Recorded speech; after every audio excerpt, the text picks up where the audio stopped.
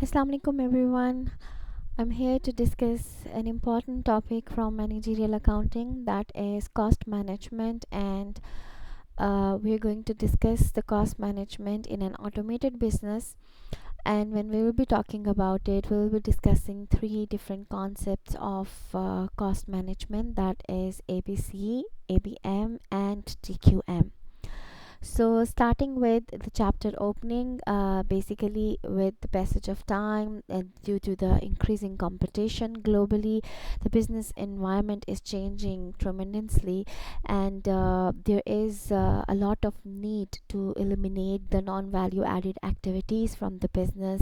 The businesses are using technology, and they are increasing their productivity in this way. They are going towards the effective cost control systems, and their more emphasis is on quality of the products so that they can compete the market.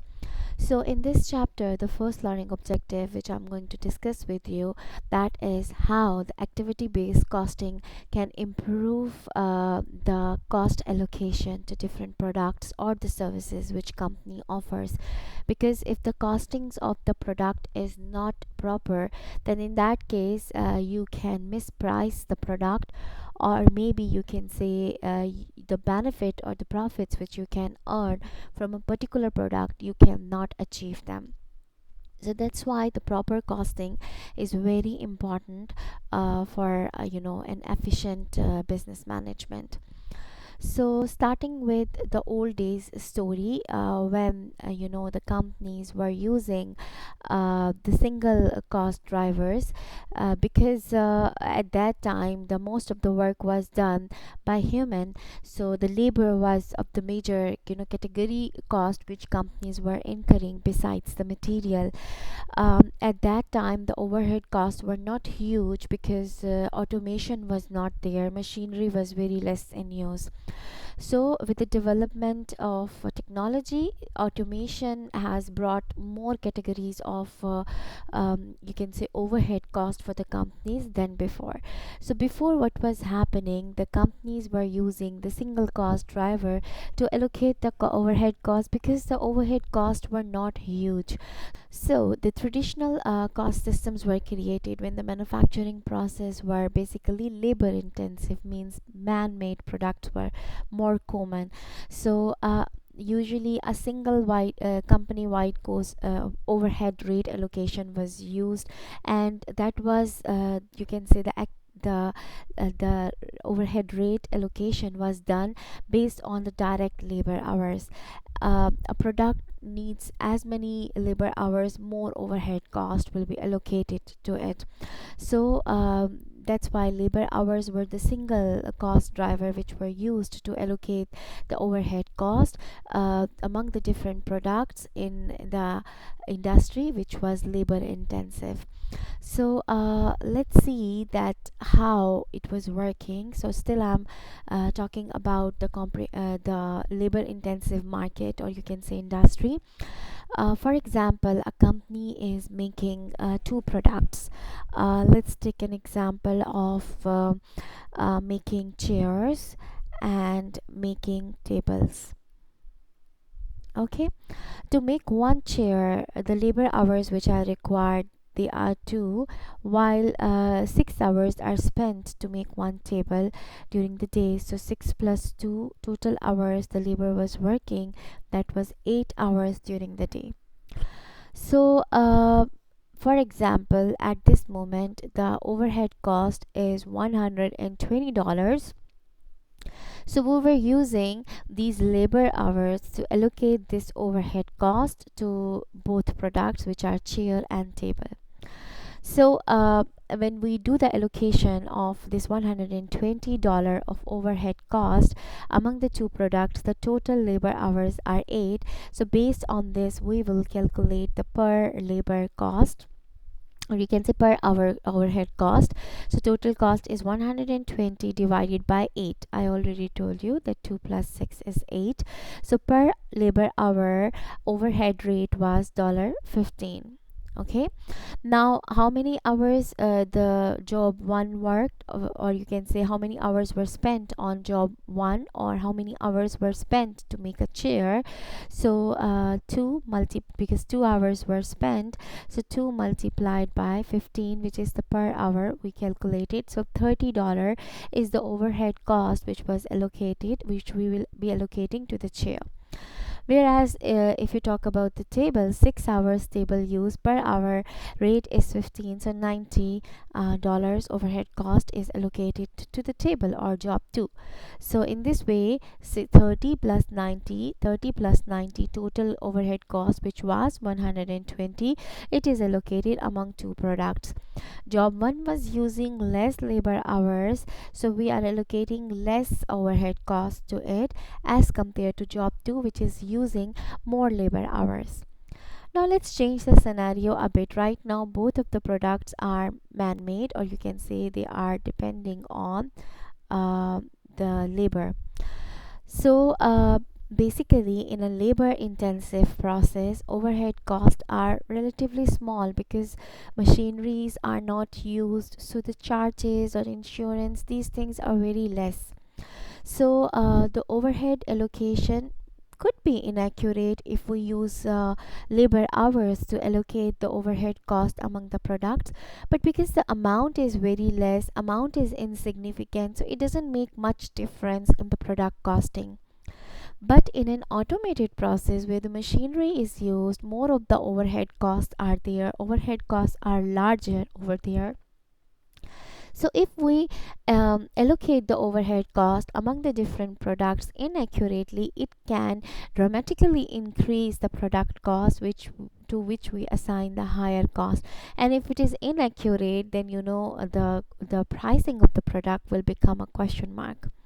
So the automation has increased the importance of allocating the cost properly to the product. Now let's use the same scenario, which was a labor intensive market, but now one product is man-made and the other one is using the automation. So I'm changing the same table and chair scenario with some more details. Now automation has increases the overhead from $120 to $420. But the automation happened only for the job 2, which was making up the tables. So the job 2, because it is now made with the machine, so the labor hours are decreased from 6 to 1. Before, 6 hours were for job 2 and 2 hours were for job 1, and total hours were 8. Now job 2 has automation, so it doesn't need 6 hours, it needs only 1 hour to make the product, whereas job 1 still needs 2 hours. So now the total hours are 3. But the overhead rate before was 120. Before means this scenario where everything was labor intensive, but now in the second scenario the rate has increased to 420 because the automation is there. So now we are going to allocate this 420 cost based on the labor hours, and we will see that how the inaccuracy happens. So I'm doing the same step which we did before to allocate the cost, overhead cost to the two jobs based on the labor hours. If the automation is there and we still use only the labor hours to allocate the cost, we can come up with the wrong allocation. We saw that because of the automation, because of the machinery, the cost increased from 120 to 420. It means that job 2 is more responsible for increasing this overhead cost because job 2 is automated, not the job 1, right? But if we still use the labor hours, you can see that how the the costing get affected. So see here we have job 1 and job 2. Labor hours for job 1 in the second scenario are 2 hours. Because job 2 gets automated, so it only needs now 1 hour. Now let's decide how many total hours. They are 3, and then 420 was our new overhead total cost. 3 hours are total, so per hour rate becomes 140. Now job 1 will be allocated because it has 2 hours, so 2 multiplied by 1 140, you get 280. And job 2 has 1 hour, so multiplied by 140, it gets 140. Altogether, it is $420. This allocation shows that overhead out of 420, 280 should be allocated to job A, and 140 should be allocated to job B, which seems completely wrong because we know more automation is done in job 2. This is responsible for increasing the overhead rate from 120 to 420. Then why we are allocating more overhead cost to job 1? Or you can say making of chairs. So the pricing will be disturbed because of this increase in the cost of job 1, and we will it will result in the wrong decision making. So let's check what can we do in this case. So automation has benefited job 2, but job 1 is allocated more overhead cost. It's clearly indicate that we need another cost driver, not the labor hours, right? So in this regard, we use activity based costing system. Activity based cost drivers allocates the cost to different products based on the activities. So many companies, they are using the activity based cost drivers to improve the product costing, though it has bring it has brought the positive effects, or it has helped in allocating the cost properly to different products. It has its own level of complexities as well, but let's see how it works. So we have another example over here, and in this example we will be talking about traditional and activity based cost drivers. So Carver makes vegetable and tomato soups. So they make two categories of soups, vegetables and tomato. For the vegetable soups, they make 954,000 cans, whereas for tomato soups, they make 234,000 cans. Together, production of cans is 1,188,000. In order to make 954,000 cans of vegetable, they need 180 batches. So this production happens in 180 batches. For the tomato, also they need 180 batches. So altogether, total batches are 360. The machine setup is number of setups to, you can say, or the machine setups are 180 for vegetables. Also for tomato it is 180. So total setups for the production are 360. For example, the total overhead cost for these two products to make this much cans, 1,188,000 cans, the total overhead cost is 95,040. So if we allocate this cost based on setups, let's suppose setup is our number of setup is our cost driver. So if we use the number of setups to allocate this cost, then in that case let's find out how much per setup cost would be. So can you see the number of setups total are 360. So if I divide it with 360, so per setup cost is $264. Okay, so this what we have assigned. If we use, instead of hours, we use setups, number of setups as the cost driver. So each product, which like let's suppose the vegetables cans, which are 954,000 cans, the per setup cost will be 264. And also for the tomatoes it is 264. So we have used one activity, which is number of setups, to allocate the overhead cost among the two categories of the product. So the category of the product which has more setups will be getting more overhead cost, but here both products have the same number of setups.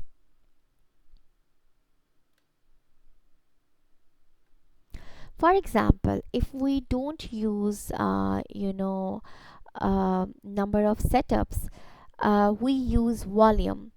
One case is activity based costing system, in which we are talking about activity like setups. The second one is known as volume based costing system, which I'm going to discuss now, which is traditional way. So the volume based costing system calculates the overhead allocation rate based on volume. Volume means number of cans each product makes. So for example, again our total overhead cost is 95,040, and I'm using volume. Volume means number of cans for vegetable, number of cans for potatoes, tomatoes. The total volume is 1,188,000 to allocate this cost of 95,040. So let's use the volume to allocate per can cost. So when we find out, that is 0.08 per can. Okay, now if you want to allocate the cost to each type of product, so how many cans of vegetable soups they make, that is 954,000. Per can cost is 0.08, so that comes up 76,320. And then if we talk about tomatoes, so the tomato cans are 234,000. Per can cost is 0.08, so it is 18,720. And if you add these two, you will get your total overhead cost of 95,040. So here we have allocated the cost based on volume, right? Moving on towards the next scenario.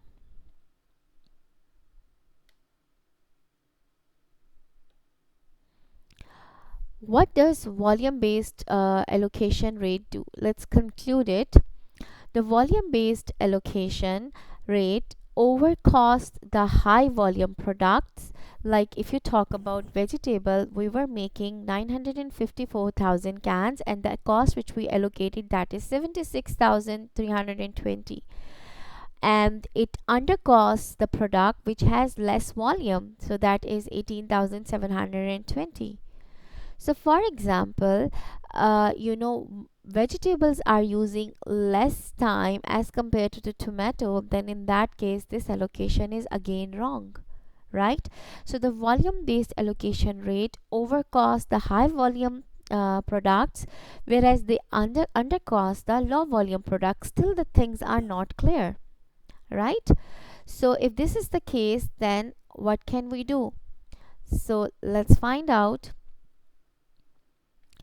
So allocating the setup cost using the activity based allocation rate is more appropriate, because the activity is same, number of setups are same.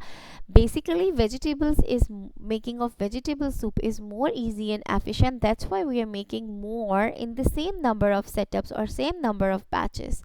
Whereas tomato needs maybe more care. That's why they have to change the setups or the batches again and again. So that's why here the activity is more suitable in this case as compared to the volume based cost driver.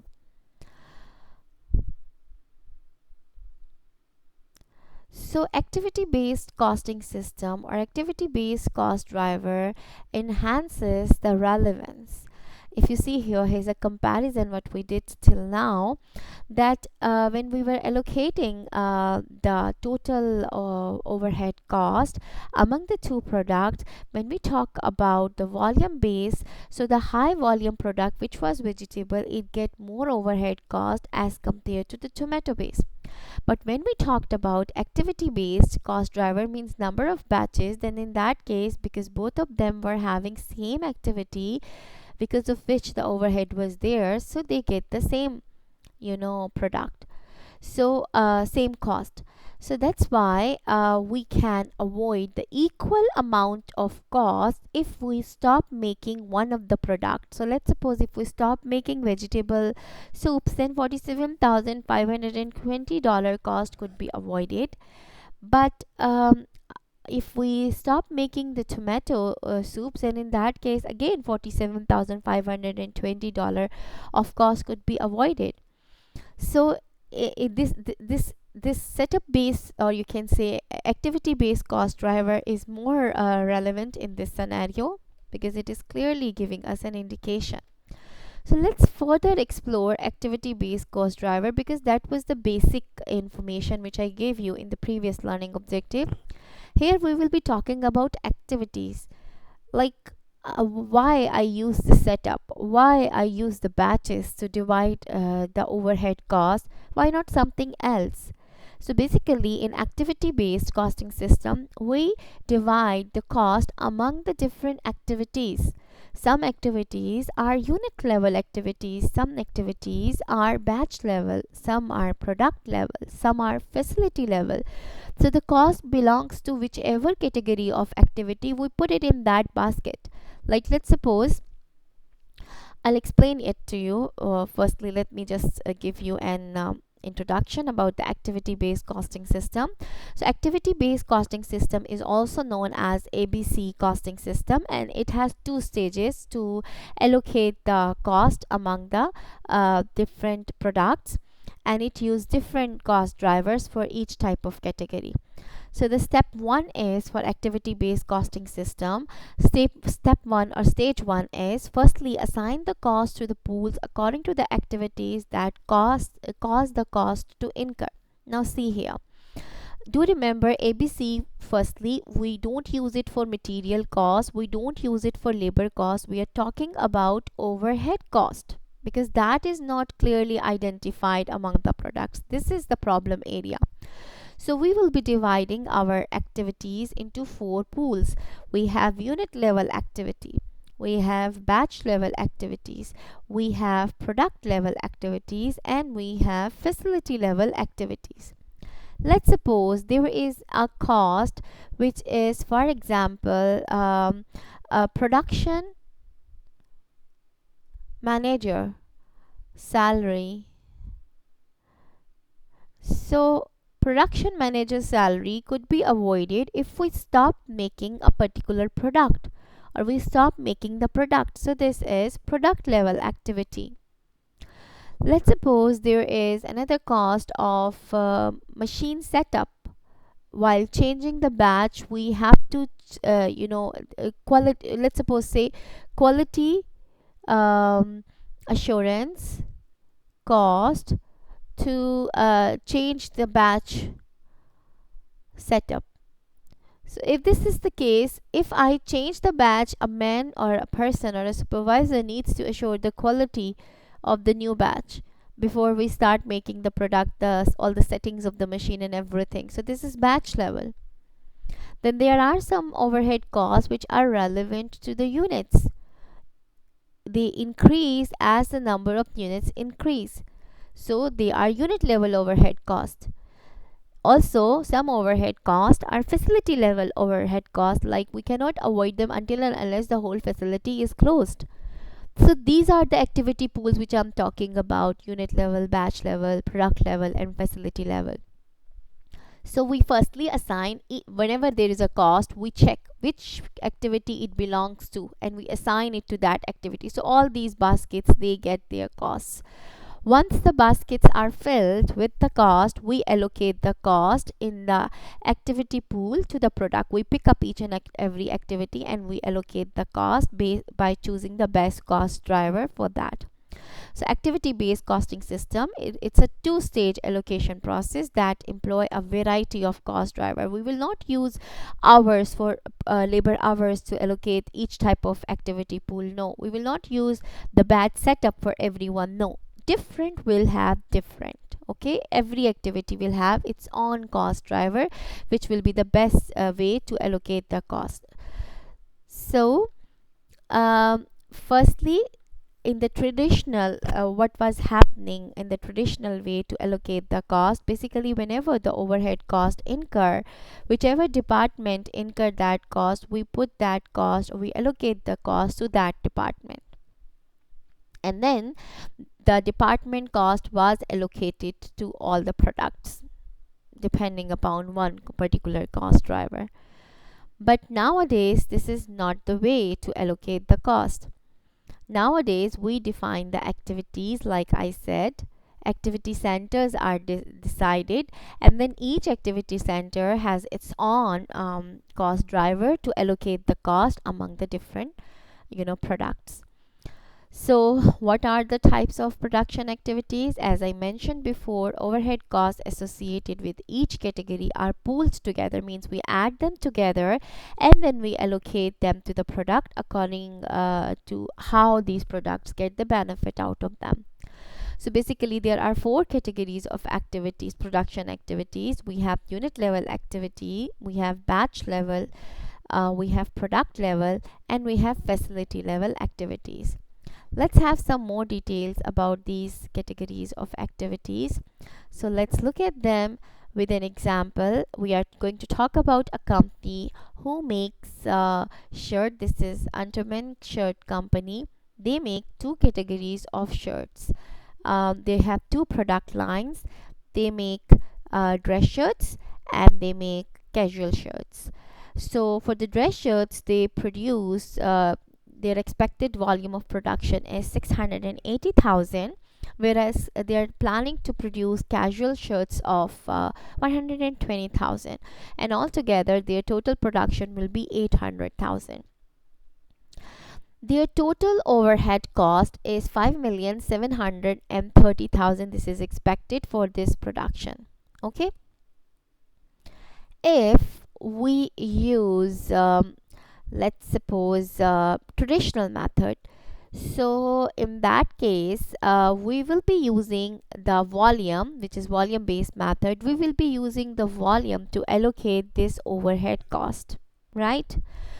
I'm not giving you example right now for the activity base. I'm firstly going to discuss what traditional method does, which is volume based method, and then I'll take you towards the activity based method. So if I'm using the traditional method, which is volume based method, so my total overhead cost is 5,730,000 and my total volume of production is 800,000 shirts. So when I divide it, per shirt cost comes up 7.16. For example, per shirt, the material cost is 8.2 and it's same in both types of products. Also, the labor hour cost per shirt is also same in both of them. And now because we use volume to allocate this overhead cost, so the per unit overhead cost is also the same. And then when we calculate all these costs, so the total cost comes up 22.16 per unit. If we sell one dress shirt for $31 and also one casual shirt for $31, our profit margin or gross margin on each shirt is going to be 8.84. This is the traditional method, and we are pricing the product according to the cost which we have, right?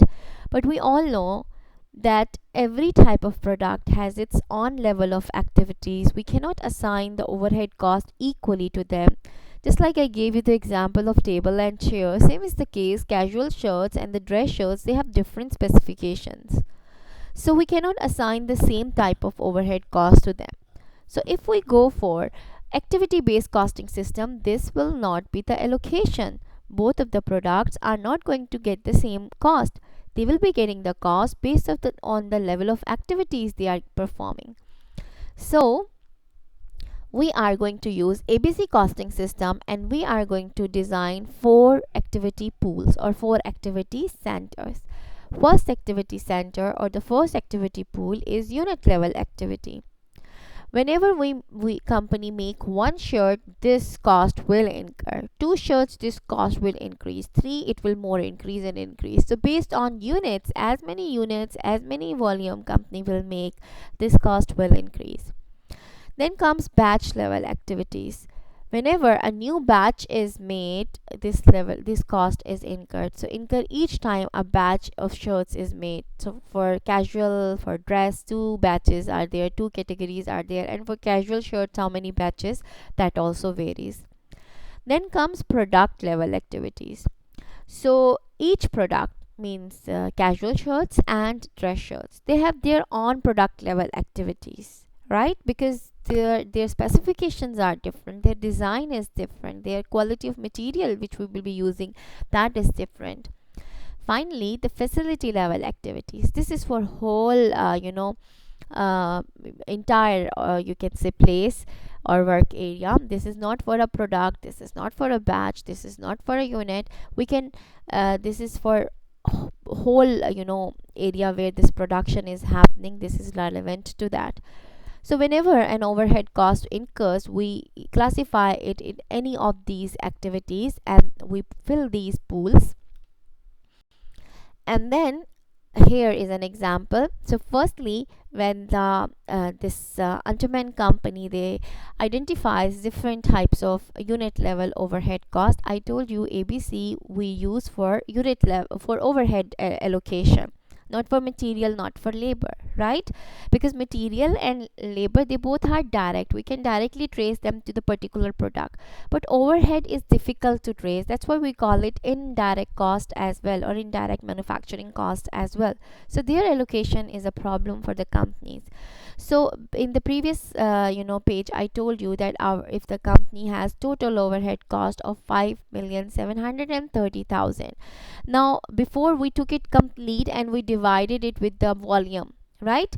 But now we are not using volume base, we are using activity base. So we check out of this total cost how much cost is unit level cost, and we figure out 1,296,000 is unit level overhead cost. And we have details over here: machine related utilities, machine maintenance, indirect labor and material. So these different categories, we allocate them that these are unit level overhead costs, and we made a total of it. Okay, so out of total overhead cost, this cost is unit level overhead cost. Now we need to decide about its cost driver, that what should be its cost driver. So if you want to talk about unit level cost driver, so the units are the best way to divide the unit level cost, right?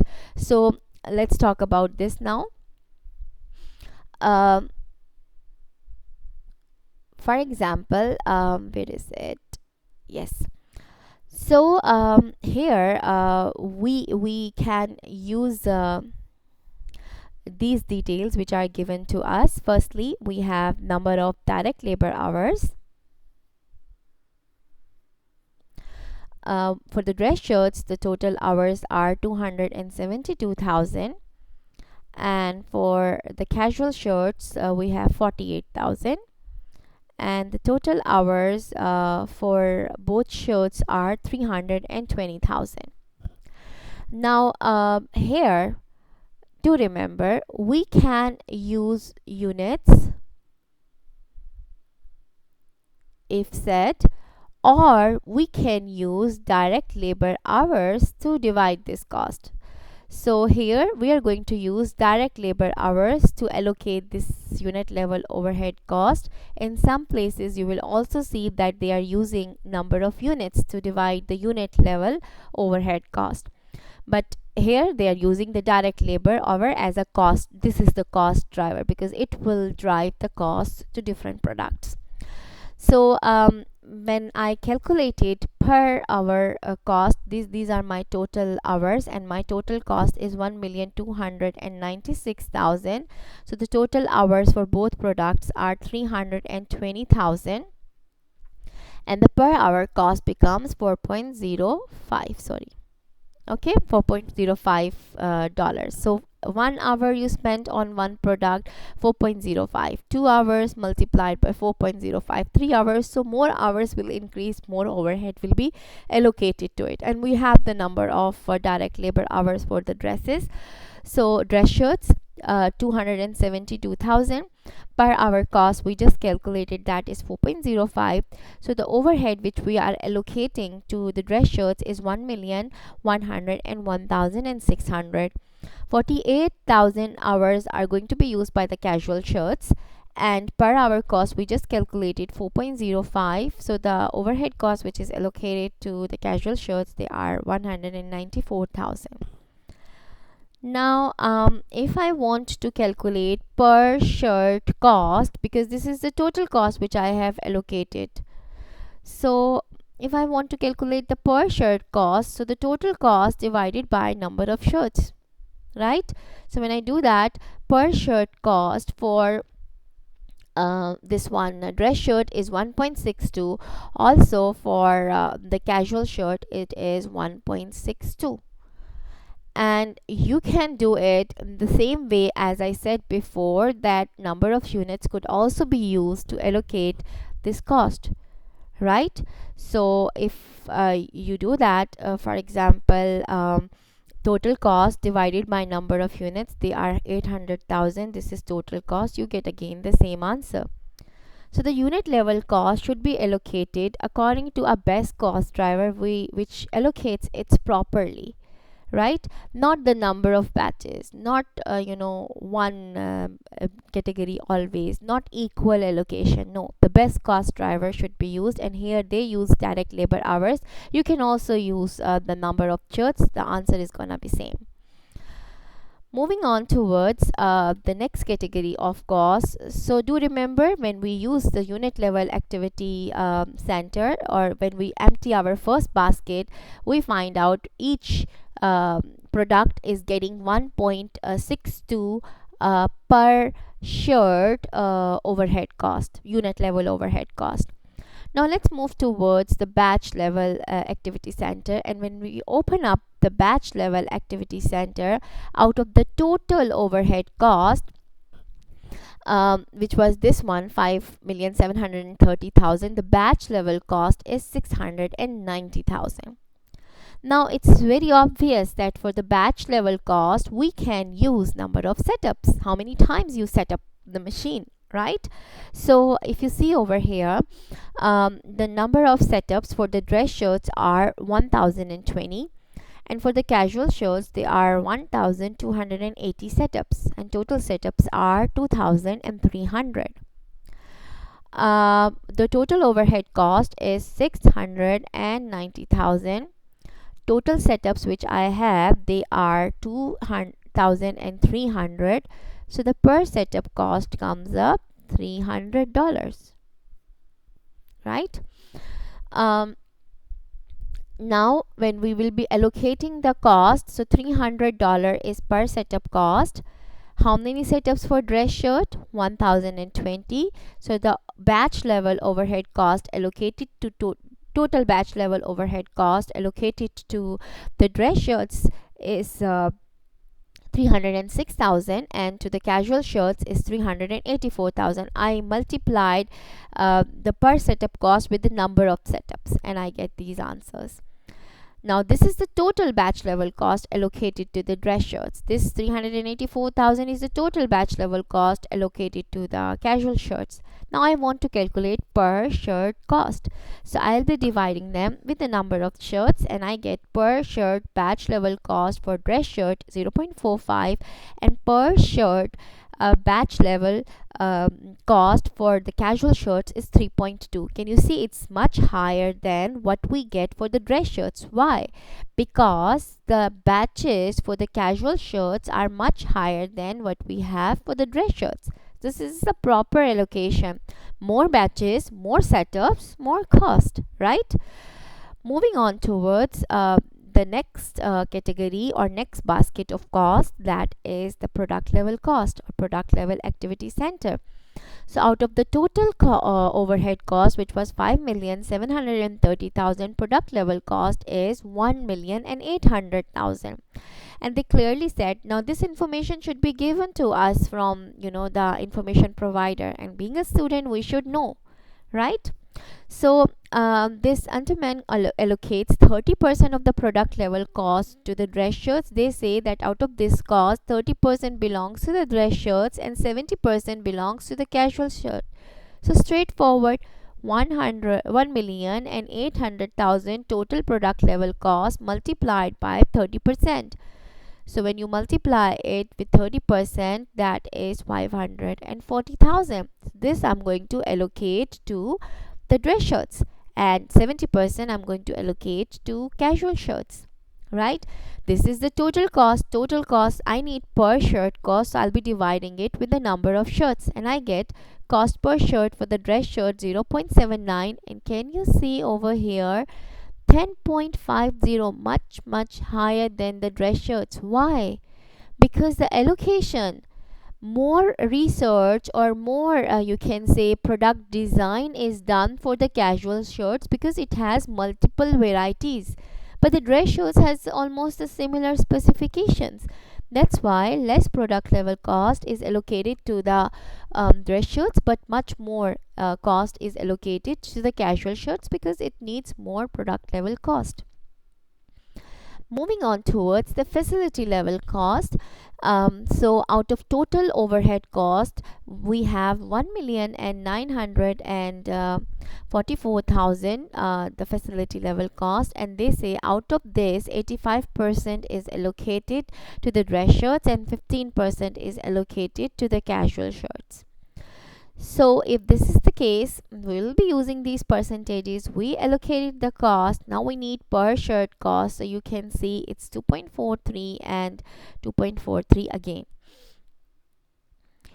Um, when we are done with all the categories of per shirt cost, so let's find out what is the total overhead cost allocated to the dress shirt and to the casual shirt. So if we are going to do that, dress shirt unit level cost we allocated to it, that is 1.62, and casual is also 1.62. Batch level for the dress shirt is 0.45, for casual 3.2. Product level 0.79, casual 10.5. We did it all in all the previous slides. Facility level again equal. So when we calculated the total cost for the dress shirt, overhead cost for the dress shirt, that is 5.29, and for the casual it is 17.775, right? This is what activity based costing system does.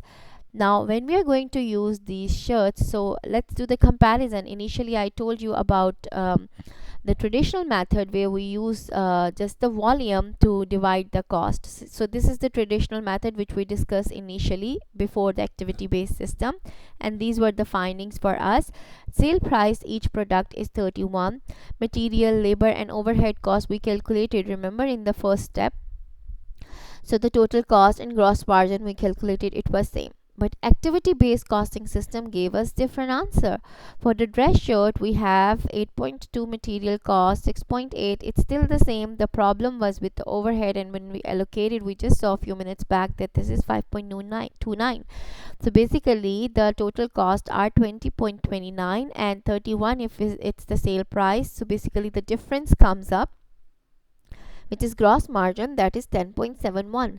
But for the casual shirt, if you see, the costs are higher than the sale price, 32.75. So basically we have a gross loss for the casual shirts, 1.75. So when we were using the traditional costing system, it was undercosting the casual shirts. That's why, see, undercosting, it's less here, but actual was 17.75. So it was undercosting the casual shirts and overcosting the dress shirts. Can you see, 7.16 was, it was over, but the right was 5.29. So because of it, our calculation for the pricing was incorrect, right? So you can see how the traditional system, if we ignore the ABC costing system, how the traditional system could trouble us. Now management is deciding what should we do. Should we stop making the casual shirts because it's giving us a loss, or should we increase the price of the casual shirts, or should we reduce the price of the dress shirts? What should we do? They have so many questions, right?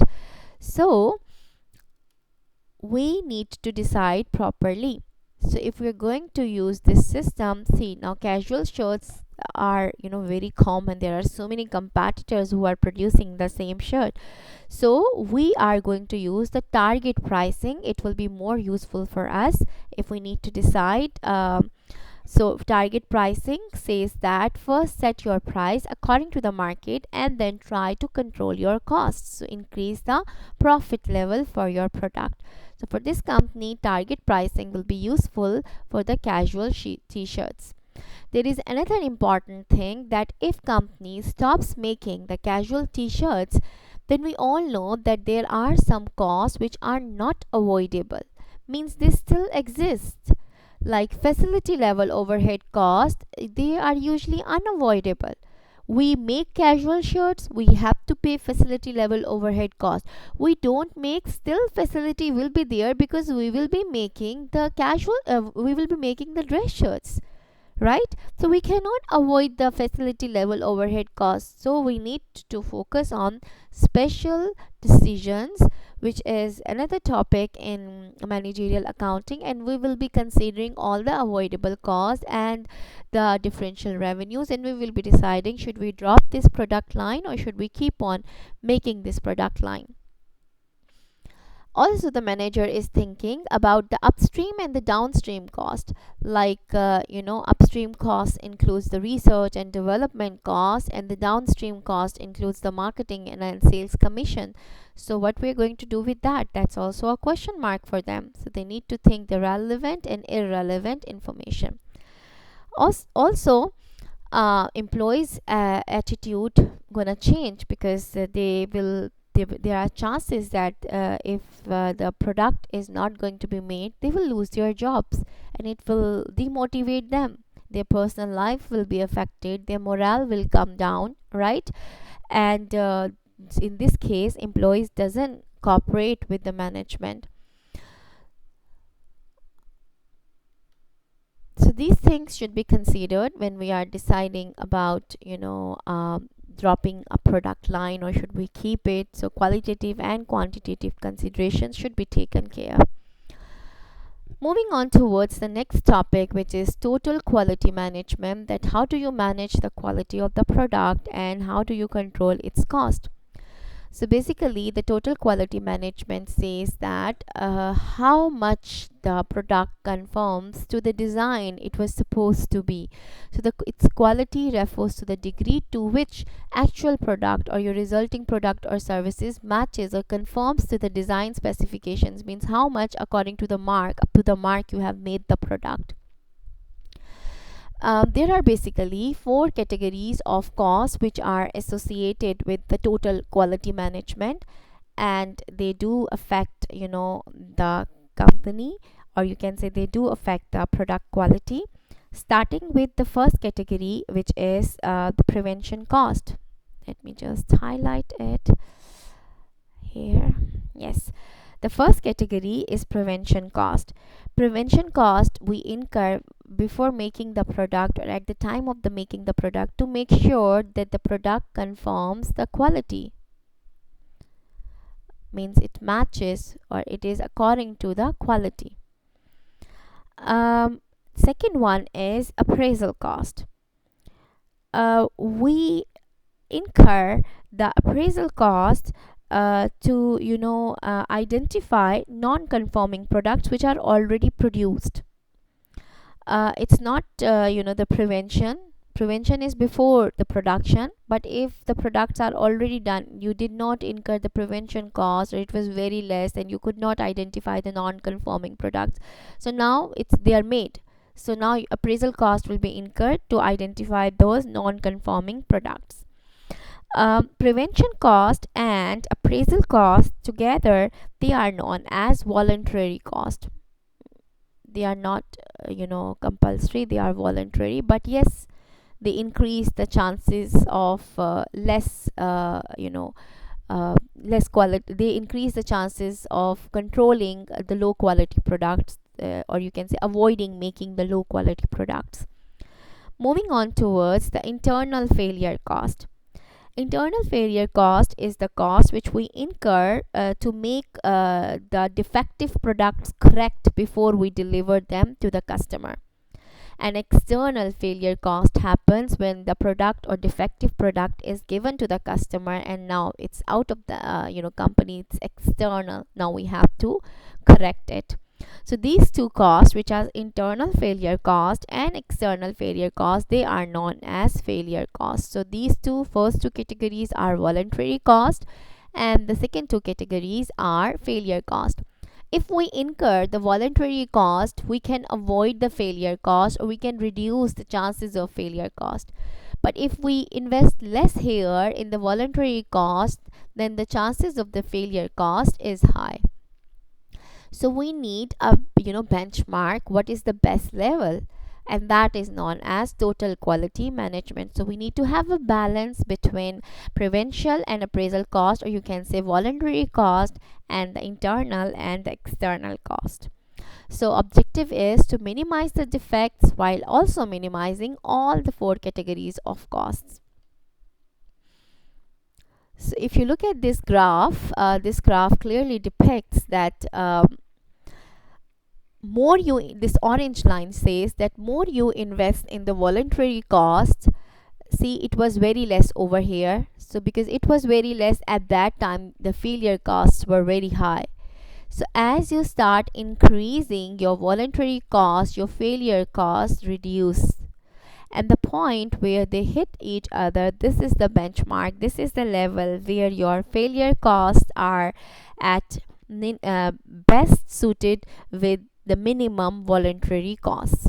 Okay, so companies, they should be very careful when they are investing in different categories of quality cost, so that the proper measures could be taken to control the poor quality product and also controlling the costs. The last thing which I want to discuss, it's an example of the same company, that is Untermann shirt company. And if you see over here, this is 2014 facts and figures, and this is 2015 facts and figures regarding the quality cost which they have incurred: prevention, appraisal, internal and external. So in 2014 they have incurred 788,000 of total quality cost, which they reduced in 2015 to 764,000. They are asking us how they are different. So number one, in 2015 the total quality cost decreased, and if you see in 2014 and in 2015, both have prevention costs similar. But in 2014, the appraisal cost, which is controlling the non-conforming products when they are made, they were less. Internal failure costs were 182,000. That was also less. These both were less as compared to 2015. Because they both were less, we were doing less appraisal, we were having less internal failure control cost, so that's why our external failure costs were very high, 440,000. But as soon as in the next year company has spent more money in appraisal cost and internal failure cost, you can see the level of external failure cost decrease.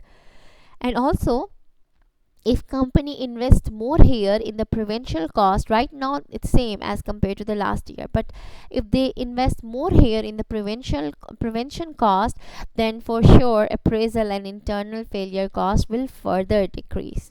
So this is how they can manage their quality cost. At the same time, they can avoid the non-conforming products.